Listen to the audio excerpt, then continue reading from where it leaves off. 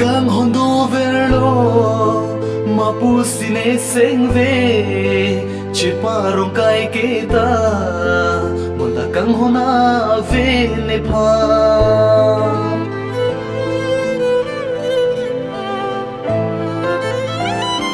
nang kang hondo verlo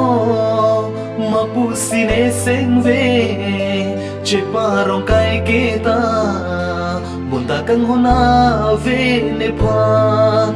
bonta so pir bi ke vang la ne kai me kri me glanga son ben la nang mo nang kang hondo verlo mapusine sengve che parong kai kita bonta kang hona ve ne phan nang kang hondo verlo mapusine sengve che parong kai kita bonta kang hona ve ne phan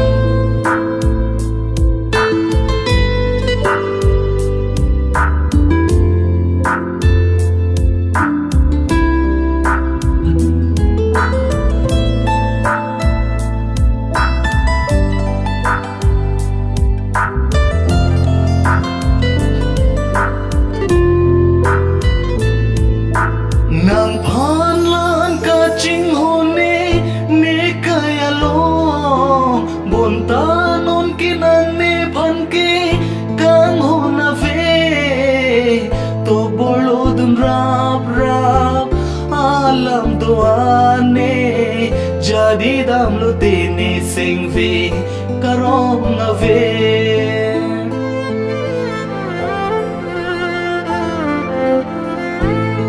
kang hondo verlo mapusine sengve che parong kai kita bonta kang hona ve ne pha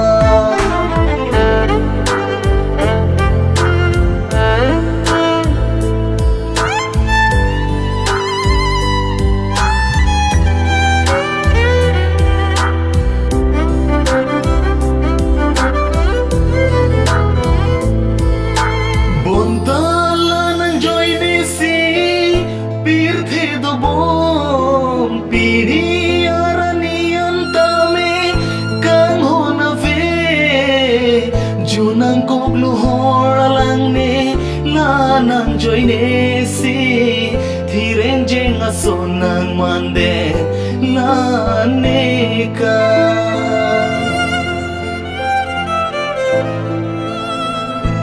nang kang hondo verlo mapusine sengve che parong kai kita bonta kang hona ve ne phan nang kang hondo verlo mapusine sengve che parong kai kita bonta kang hona ve ne phan